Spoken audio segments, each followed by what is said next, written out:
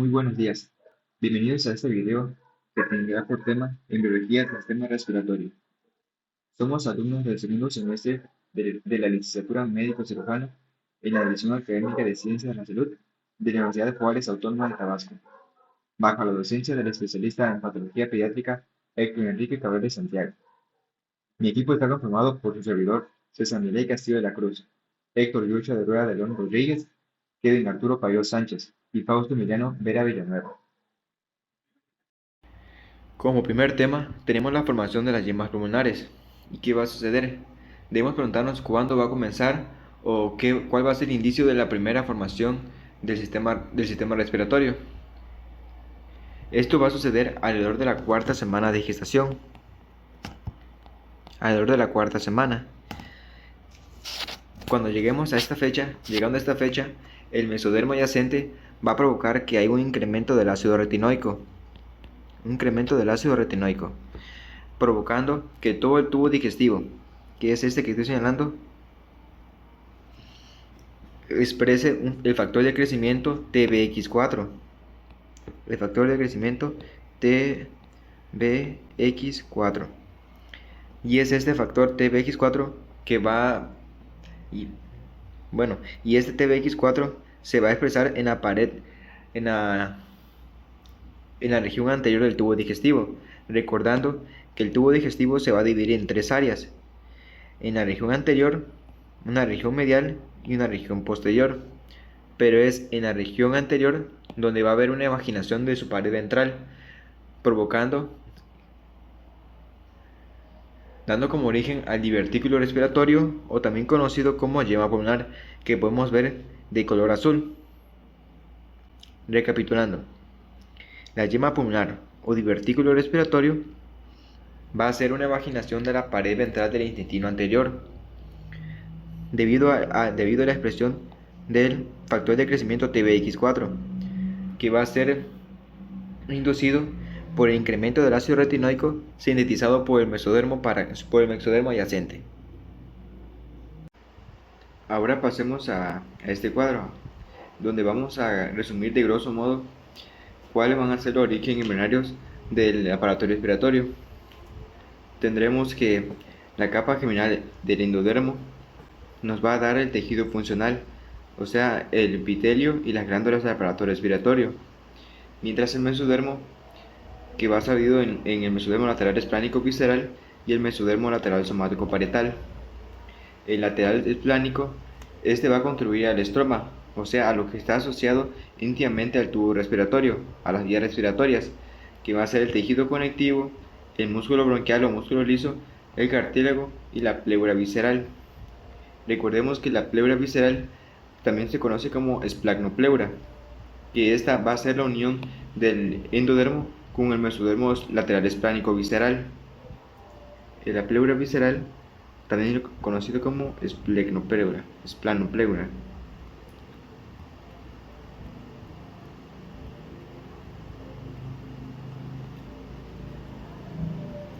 Y el mesodermo lateral somático parietal nos va a dar a la pleura parietal, que también va a ser conocido como somatopleura.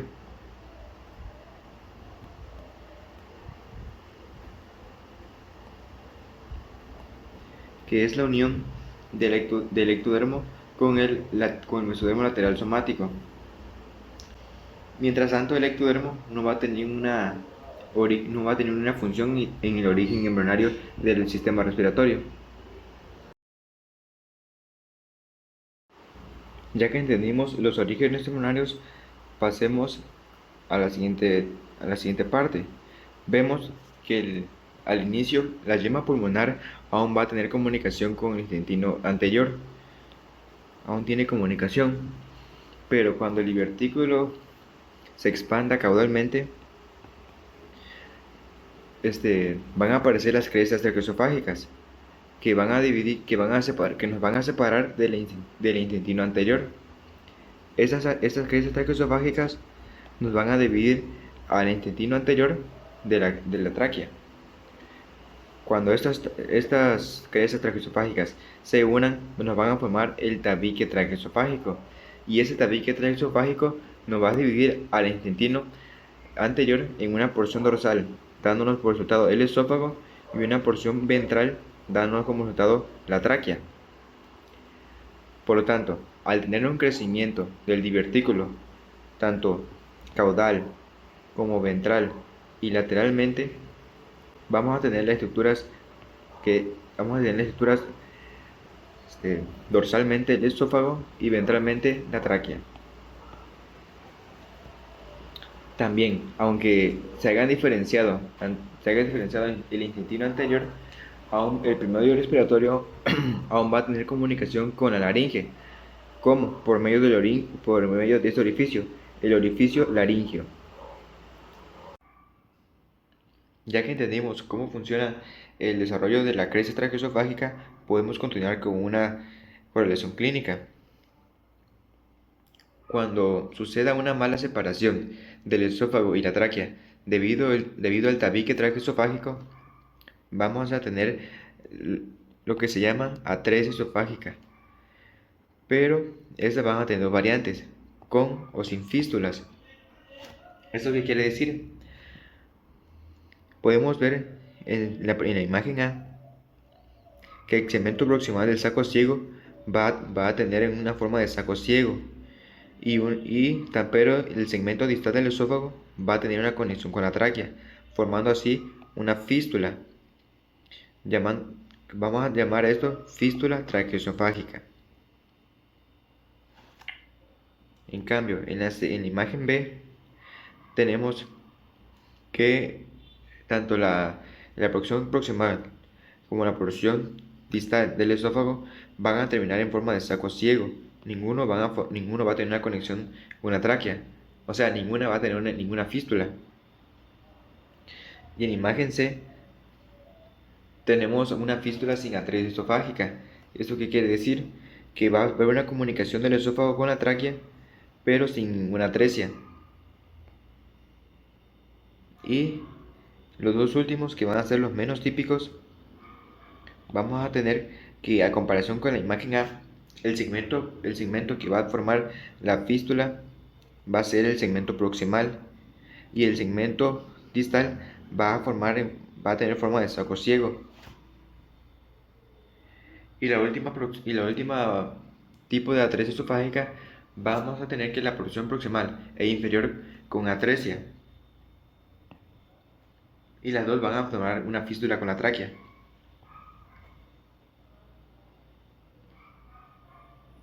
Estos van a ser los 5 tipos de atresia esofágica. El primero va a corresponder al cerca del 90% de los casos, B y C cerca del 4%, y D y E vamos a tener que solamente va a representar cerca del 1% de los casos que se llevan a cabo. Que el revestimiento interno de la laringe se va a originar del endodermo. Los músculos y cartílagos van a derivar del mesénquima del cuarto y sexto arco faríngeo. Este mesénquima del cuarto arco y el sexto arco van a tener una proliferación muy rápida, es decir, una proliferación de manera acelerada, y nos va a formar una hendidura en forma de T, como se puede ver en la imagen A. Primero va a ser de una hendidura sagital y propiamente una vez que se hace la proliferación rápida del mesénquima, va a pasar de una hendidura sagital a una hendidura en forma de T. Una vez que el mesénquima prolifera, nos da la hendidura en forma de T, este se va a transformar en 3 cartílagos. En el cartílago tiroides, cartílago cricoides y el tercer cartílago, que sería el cartílago aratenoideo, o mejor dicho, cartílago aratenoides,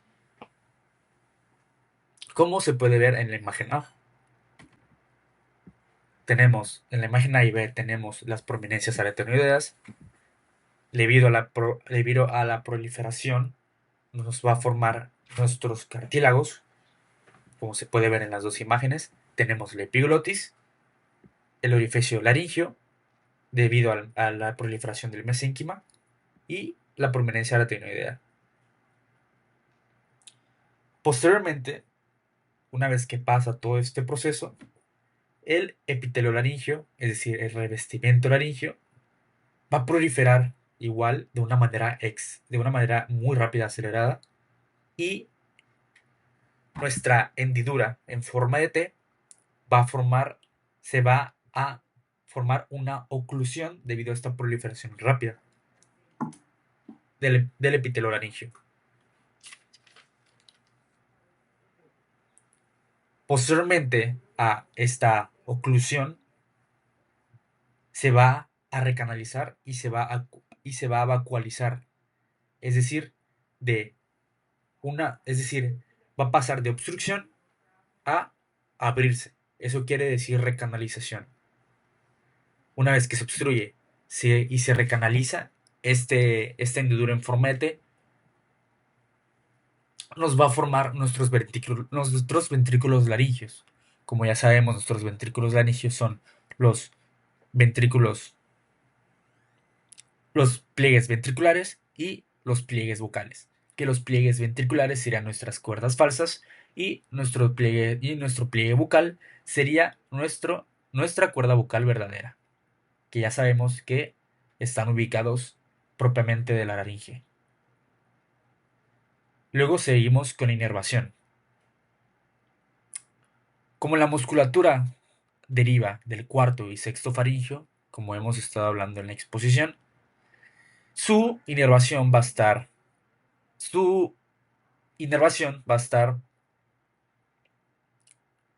estar conformada por el décimo par craneal, que el décimo par craneal, como ya sabemos, es el décimo, que es el nervio vago, debido a que deriva del cuarto y sexto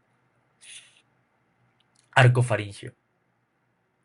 Igual tenemos dos nervios, el nervio laringio superior y el nervio laringio recurrente. El nervio laringio superior va a inervar las derivaciones del cuarto arco y el nervio laringio recurrente va a inervar las derivaciones del sexto arco faringio. Ya para terminar la parte de la embriología de la laringe, quiero recalcar algunos puntos importantes o palabras importantes, que es proliferación rápida del mesénquima del cuarto y sexto arco faringio, hendidura en forma de T, una proliferación rápida del endotelio laringio, hendidura en forma de T, pliegues ventriculares, nervio laringio superior, nervio laringio recurrente y el décimo par craneal, el nervio vago. Todas estas palabras van a ser claves, palabras importantes para entender la embriología de la laringe.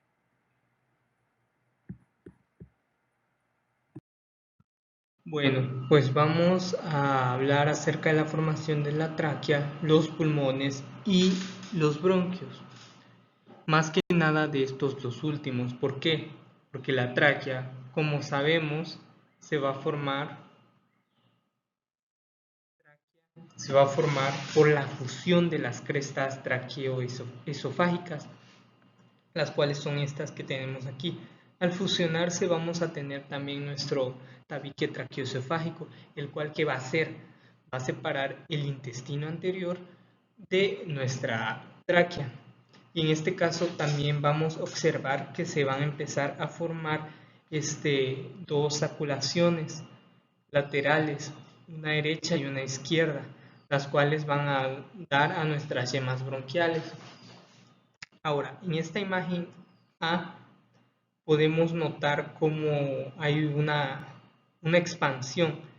Ya empiezan a aparecer nuestras yemas bronquiales, las cuales se van a originar al inicio de la semana número 5. Posteriormente vamos a tener aquí en nuestra imagen B cómo ya se fueron ensanchando nuestras yemas bronquiales.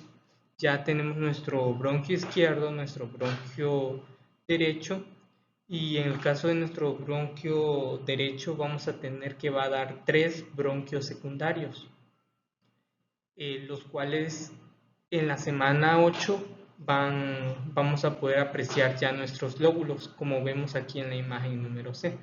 En el caso de nuestro bronquio primario izquierdo, vamos a tener que va a dar 2 bronquios secundarios izquierdos, los cuales van a ser nuestro lóbulo superior izquierdo, lóbulo inferior izquierdo. También en el lado derecho vamos a tener nuestro lóbulo superior derecho, lóbulo medio derecho y lóbulo inferior derecho.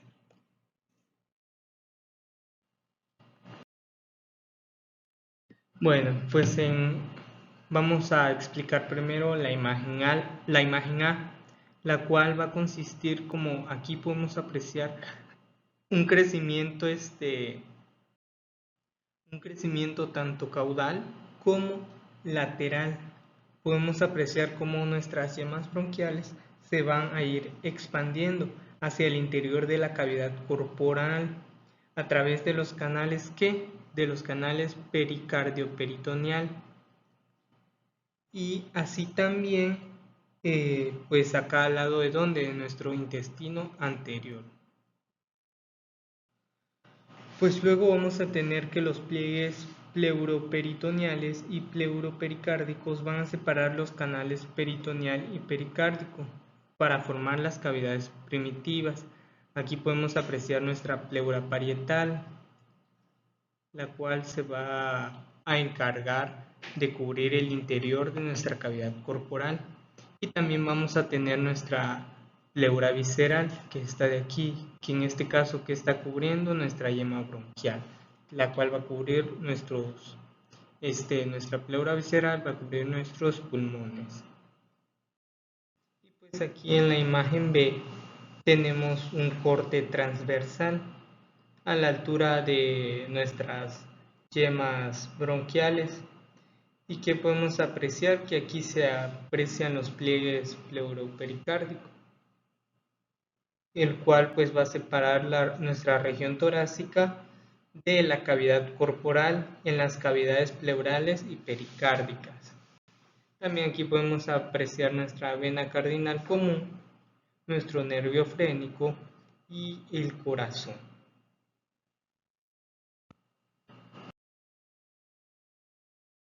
Pues aquí en esta imagen, como podemos ver, ya hay una mayor expansión. Ya pues ya podemos diferenciar nuestros bronquios, así también sus divisiones, sus bronquios secundarios.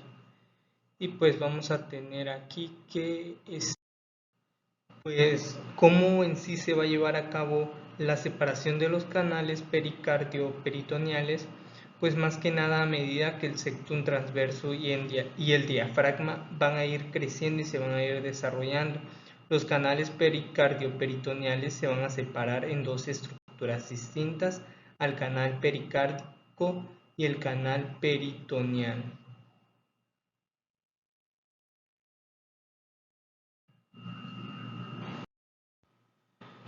Pues bueno, aquí en esta imagen podemos ver, en esta imagen A, logramos ver una vista lateral de la faringe, que muestra que aquí podemos observar el divertículo tiroideo, así como también parte del hígado, lo que será el estómago, así también nuestras bolsas faríngeas. Pero ahora vamos a pasar a la imagen B, la cual va a ser una representación ya de las 4 semanas a los 28 días, donde la yema respiratoria, nuestra yema bronquial, ya va a empezar a crecer caudalmente, separándose del intestino anterior, como lo comentamos pues ya anteriormente. En nuestra imagen C vamos a tener pues una imagen, ya podemos apreciar cómo nuestras yemas bronquiales ya están más desarrolladitas. Es una imagen de los 32 días. Así también tenemos una imagen D, la cual pues se aprecia que es a los 33 días. Aquí como tal podemos observar que ya se empieza a ver la ramificación de los bronquios primarios y secundarios. Se identifica el primordio de los bronquios secundarios y los bronquios primarios. Vamos a tener la imagen E, que es esta que podemos apreciar aquí, que es al final de la quinta semana. Para ser específicos, a los 35 días se diferencian los lóbulos pulmonares, ya aquí ya los podemos apreciar. En el pulmón derecho, pues ya como ya comentamos, aparecen 3, mientras que en el pulmón izquierdo solamente aparecen 2. Mientras que en nuestra imagen F, como tal, podemos apreciar ya cómo ya se desarrolló nuestra tráquea y nuestro árbol bronquial. Esto más que nada va a ser al comienzo de la séptima semana. La tráquea ya se ha diferenciado y pues ya se ha diferenciado completamente y se observan pues sus múltiples ramificaciones de los bronquios secundarios. Aquí el desarrollo, pues como ya comentamos, el desarrollo del árbol bronquial ya se ha completado. Sin embargo, continuará su desarrollo aún más después del nacimiento.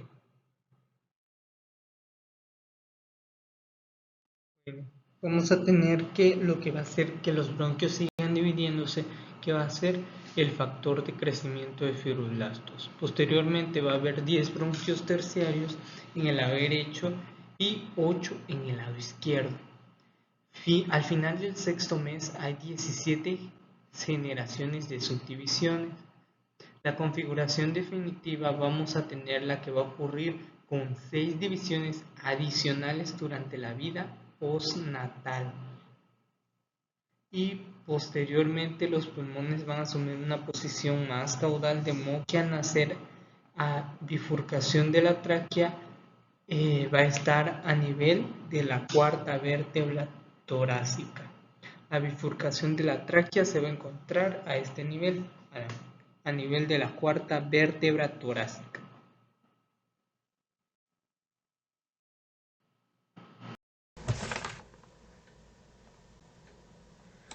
Bueno, para la maduración de los pulmones vamos a necesitar que los bronquiolos experimenten una división continua. Esto va a suceder en el séptimo mes. Esto va a dar origen a conductos cada vez más pequeños. Esta fase de generación de conductos cada vez más pequeños se denomina fase canalicular. Pues tiene un buen nombre porque como tal va a generar canales muy pequeños. Bueno, vamos a tener que va a generar el bronquiolo terminal, va a generar un bronquiolo respiratorio. Entonces tenemos el grande, por así decirlo, el terminal. Después se va a hacer varios bronquiolos respiratorios, que esto a su vez va a generar de 4 a 6 sacos terminales. Estos sacos terminales como tal son los alveolos, pero en esta etapa embrionaria se denomina alveolo primitivo, ya que todavía no puede cumplir con el intercambio gaseoso. Entonces, estos alveolos primitivos como tal van a empezar a adelgazarse y van a empezar a madurar, pero eso lo veremos más adelante. Bueno, los alveolos están rodeados de células endoteliales planas y al mismo tiempo estos están en contacto con los capilares. Tenemos que las células endoteliales van a ser estas de aquí, las blancas, célula endotelial plana. Esta blanca de por aquí, y esto como tal lo rojo son capilares. Al final del séptimo mes, el número de capilares y sacos alveolares va a aumentar, pero se van a hacer maduros. Esto va a permitir el intercambio gaseoso. Entonces tenemos de que los bebés prematuros que nazcan el séptimo mes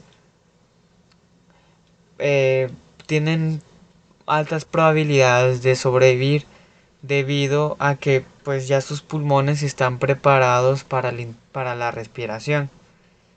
Las células alveolares planas pasan a llamarse neumocito tipo 1,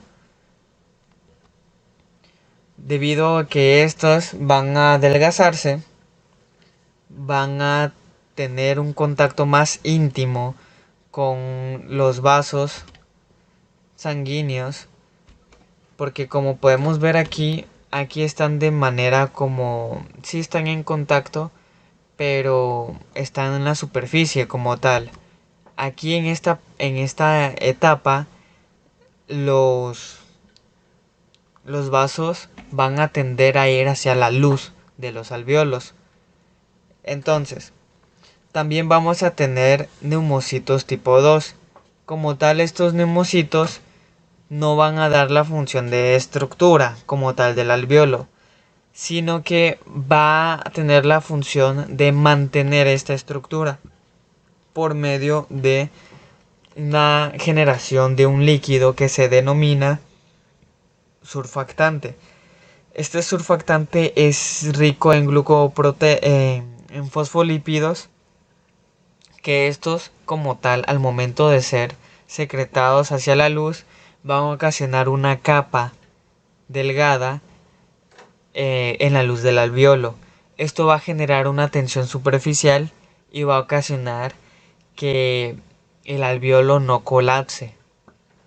Bueno, también vamos a tener que antes del nacimiento los pulmones están llenos de líquido, que este líquido contiene alta cantidad de cloro, una baja cantidad de proteínas, una cantidad regular de moco y también de surfactante. Este último, o sea, el surfactante, va a incrementar durante las últimas 2 semanas su secreción. Y bueno, esta secreción de surfactante puede salir hacia la cavidad amniótica, hacia el líquido amniótico. Esto va a ocasionar una serie de sucesos que va a estimular el parto por medio de contracciones uterinas. El surfactante, al momento de que llegue hacia el líquido amniótico, va a activar macrófagos, que estos en su forma activa son células del sistema inmunitario, entre ellas la interleucina 1 beta, que la regulación positiva de estas proteínas va a generar síntesis de prostaglandinas, que esta a su vez va a desencadenar contracciones uterinas.